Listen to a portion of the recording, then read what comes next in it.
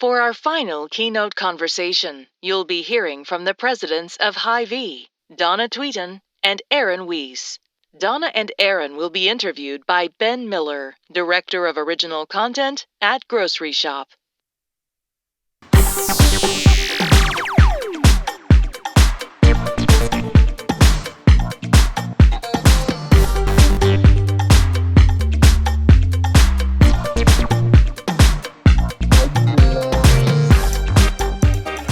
Good afternoon, everybody, and welcome to Groceryshop, Donna and Aaron. I'd like to start with congratulations, as just last week, Hy-Vee has been named Retailer of the Year 2023 by Supermarket News. So, join me, congratulations.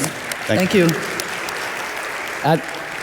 Look, I think the reason that you were bestowed that honor is probably the same reason why we've invited you to come and talk today, is because you have unlocked a new route to growth in your organization. And I think it's incredibly interesting how you've done that. But let's start the conversation by just getting everybody in the room up to speed. Hy-Vee, what's the core value proposition? What makes Hy-Vee the retailer you are? Sure. I think when you talk about value proposition, specifically in retail, you think about, or at least I do, what makes you attractive to the customer? And if you go a little bit deeper than that, your proposition should really be a guarantee to the customer, something that they can count on no matter what. And with Hy-Vee, we look at that as our brand promise. And it's 8 words in our brand promise. And interestingly enough, that brand promise came about years ago in the mid-'60s, when the agency of record for Hy-Vee back in the day was a Young and Rubinkamp company. Okay. So they had a branch office in Iowa, and we're headquartered in Iowa. And so their headquarters were in New York City. So you can imagine, the kind of Mad Men, martini drinking ad agency folk at the time coming to Iowa to learn more about this new account that they obtained and working with the branch office people. So they walked our stores.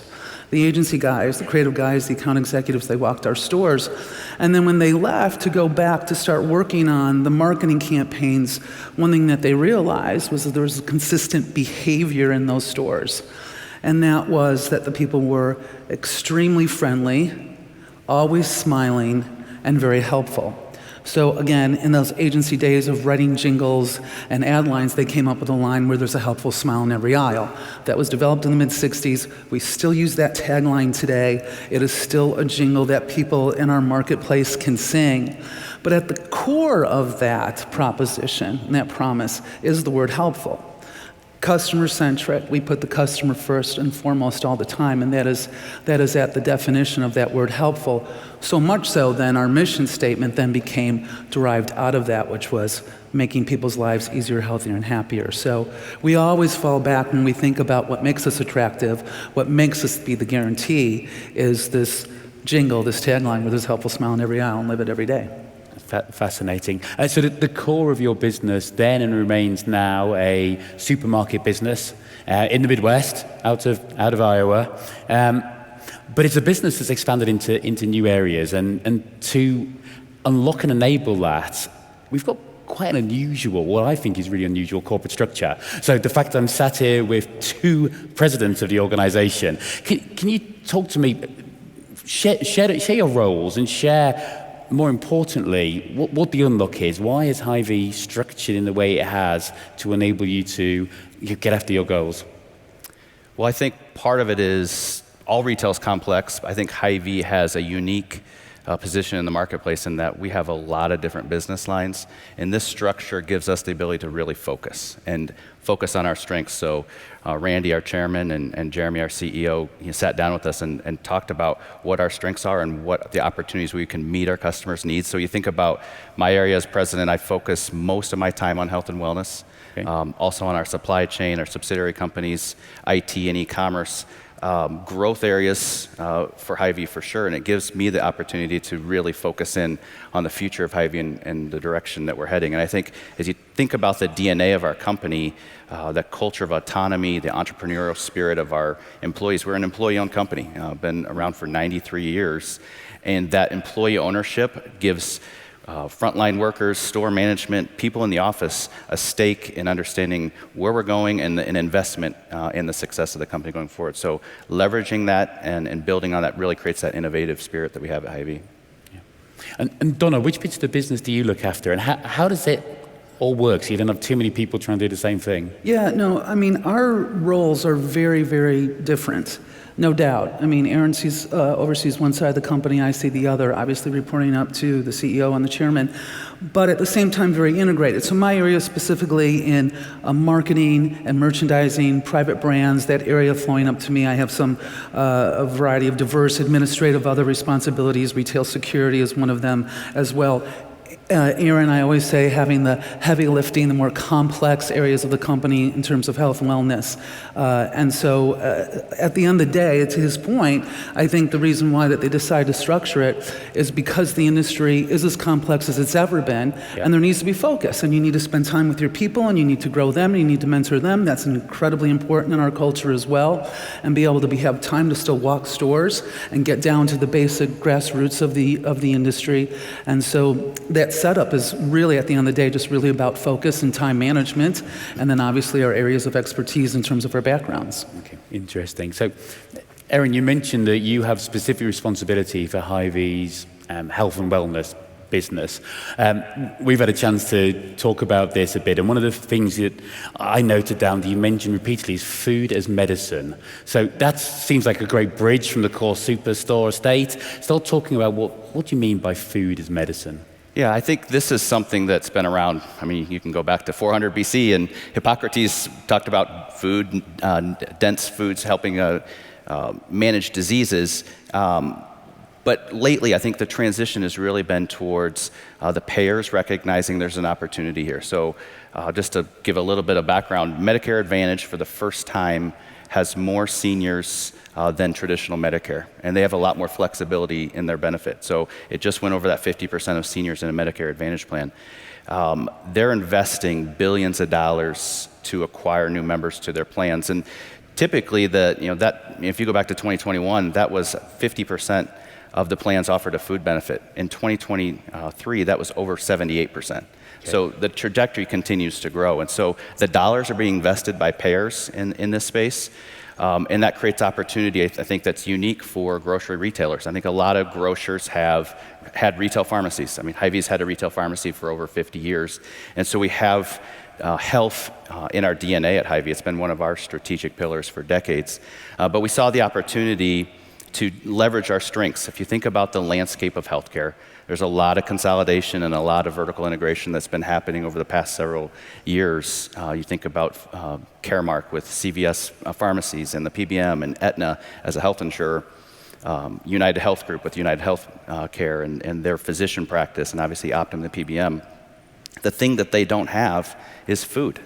And so as grocers, we're uniquely positioned to be able to help consumers and patients manage chronic disease, ideally in a preventative fashion, and really leverage the payer dollars that are being used primarily, as I said, as a marketing tool to bring members.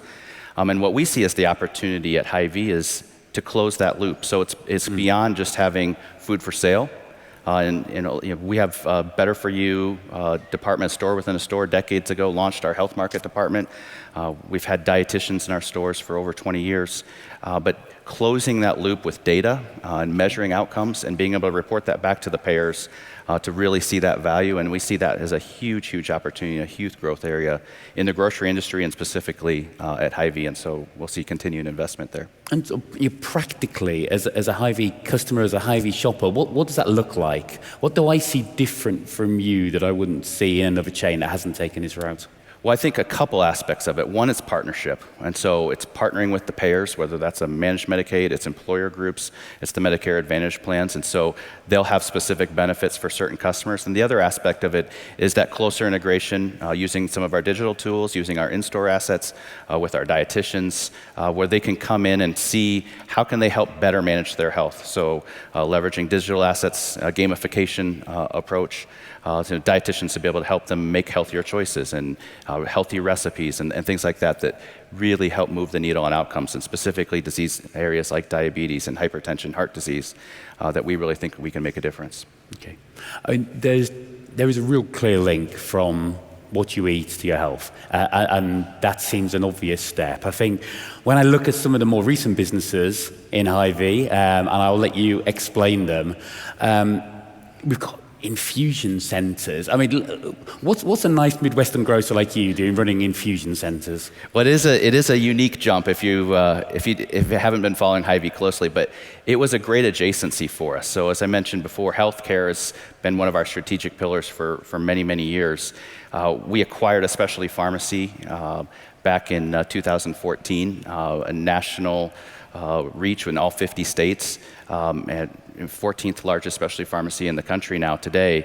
And we got into home infusion, obviously a lot of oncology treatments in our specialty pharmacy, and it was a natural adjacency then for us to look at an ambulatory infusion clinic. And again, part of the DNA of Hy-Vee is that innovative spirit and going to where our customers are. And we see, last year the spend in ambulatory infusion was $80 billion. That's projected to be $160 billion by 2030. It's already gone up $20 billion just this last year. And so seeing the opportunity there, having the skill set, and then the opportunity to stand up ambulatory infusion clinics, even outside of our trade area. Our second one we opened here recently is downtown Chicago. And so I don't have grocery stores in Chicago, but I can help meet patient needs with an ambulatory infusion site there in that community. Okay. I want to ask one last question on healthcare, and then we'll move on. But I think it's fascinating, a regional grocer moving into national healthcare now. So if we just, national healthcare. The capex involved, the people, the distraction risk. How do you manage that business while still continuing to make sure that the historic or core grocery business is still in a great shape? Well, I think that it starts with building a great team, and I think we have a fantastic team on the health and wellness side. I think, again, that's where I spend a considerable amount of my time. Obviously, retail pharmacy is our core. It's our largest department at Hy-Vee, but really leveraging the tools that we have, digital tools and data, to help us have a national reach. This last couple of years, we've launched several new properties, a PBM with a completely different model that's transparent with a discount card that, again, we can reach customers in all 50 states. Our newest telehealth offering that includes mail order pharmacy components that makes it really convenient, really focused on mental health. I mean, you look at Gen Z and 53% having behavioral health challenges and 75% reporting struggles with anxiety and depression, and just the need out there and the access. And so building those digital tools and, again, the adjacencies to the other healthcare properties we have. And I think our focus the last couple of years has been bringing all of our healthcare assets together, and that's been really the focus for Hy-Vee Healthcare, is our retail pharmacy, our specialty pharmacy, our ambulatory infusion clinics, our PBM, our digital pharmacy, and all those assets together to help patients manage their healthcare better. Interesting. I'm going to change tack really quickly. Donna, it's quite a big moment for you and your team, and you've chosen Groceryshop to kind of make a bit of a significant announcement to the industry. Talk to us about what you'll be launching this week. Sure. We brought to the stage here at Groceryshop the opportunity, and we see it as a huge opportunity to launch our Hy-Vee retail media network, which is called Red Media. So we took this moment to be able to do it. Obviously, we've been working on it for quite some time and thought that this was the stage to do it at. And so far, the response has been extraordinary from everyone that we've met with thus far. So I'll probably let you into a secret that we have had a level of interest from retailers wanting to talk about retail media networks at this show. So, and some rolling of eyes. We have yet another retail media network to demand dollars from CPGs. So I guess the question is simple. What do you think gives Hy-Vee permission to play in this space and demand those dollars? Yeah, we've been asked it a lot, right? Here's what I say to it. Yeah. If you are a retailer of any significance, you have to be in this new business-to-business space. You have to. It's where marketing's going. I don't know how you will exist in the future without it. So it's a wonderful time. It's a challenging and scary time. I like to answer your question, think that it's not about, what right do we have in this space? It's about how can we not be in this space? And I also think that, in terms of Hy-Vee and just our position and how we go about things, I think that we're kind of mavericks in this space in comparison to a lot of our industry colleagues. And I think that we are very aware. I feel I am very aware because of my background being in marketing, that we are not just competing with other retail media networks, we are competing with media networks. That's where it is today. So with those CPG partners, obviously, in terms of the opportunities that we can provide them in getting their messaging out and using trade dollars to do so, that's one bucket. The other bucket is going to come from those people who are in control of strategy, messaging, and the placement of that messaging, and that's ad agencies and that's media buying firms. I was reading the other day a great article that was in Media Post. They were interviewing Lauren Hanrahan, who's with Zenith Media. And she was talking about the changes in all of our behavior in terms of how we consume content. That's not a new subject matter, but they asked, what is the most impactful thing that is going to happen in 2024 in regards to media, retail media networks? And she said something which I completely agree with, and that is the writer's strike and the Screen Actors Guild is going to completely change and be advantageous to retail media networks. And I thought, amen, sister, that's exactly what's going to happen. Because that strike, in terms of content that we're all not going to see in the fall, they are estimating is going to create a 30% loss in viewership. That very well, for linear TV, could be the nail in the coffin, for sure. So that says to me, well, people still want content in a 30-second format of a moving picture and audio with a message or a buying idea. That hasn't gone away. That's still there. TikTok proves that to everyone, right? So where then are all of those 30-second stories going to be told? They have to be told in new formats. They have to be told on new platforms. Retail media networks are the networks that are going to compete with the networks, with ABC, with CBS, with NBC, with Spotify, with iHeartRadio. So we're structuring our retail media network to not just compete with Walmart Connect or Albertsons or Kroger or whatnot. We've got to compete with true media networks. Fascinating. So 2 follow-ups. One, you said we can't now live without it. So I want to understand, what do you mean by that? Is that pure profit, or is that structure, resonance? Yeah, there's no doubt. I mean, obviously, it's a huge revenue generator. I mean, that's a lot of why everyone's gone into it. But it's really, when you talked about years ago, too, personalization, customization, it's taking personalization, customization to a whole nother level. So there's absolutely no way, I believe, that a retailer can exist without being able to have the opportunities to partner with those CPGs to get those messages out, because the traditional, obviously, way we've been doing things forever is not going to work. So you can't not be in this business, again, if you are a retailer of any significance, in my opinion. Yeah. So then what makes you different to any other retailer when you're talking to your partners? Sure, like anything, right? It goes back to the proposition that we talked about. And I would like to think certainly we have that same service mentality that we would take in our business to consumer proposition, we will in our business to business. I think more importantly, it starts with data, good solid data, clean data. And when we look at our system, we look at our ecosystem of where those data touch points are, and I feel that we have a very robust one. So you start with grocery. We have 260 some odd grocery stores. Those are data touch points. In addition to those grocery stores, a lot of people don't realize, and this is where our diversity is going to support and help us, we own a bank. Yeah.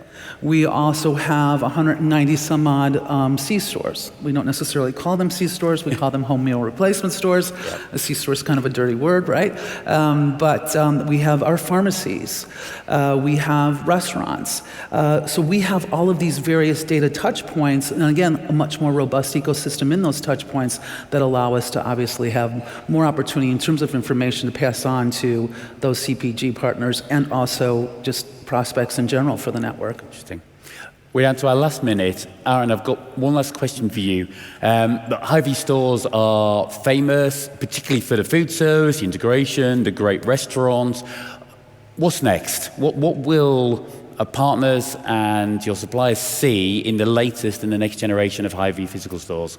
Well, I think it's going to be the continuation of the integration between the digital and the physical store. So Donna touched on that with Red Media being a portion of that, but more interaction between the app as the customer's shopping in the grocery store with the physical store itself. And obviously, we continue to bring new offerings to our customers, whether that's in our food halls with our food service offerings, whether it's in our fast and fresh, our meal replacement stores, as we call them, that's really oriented around the day part.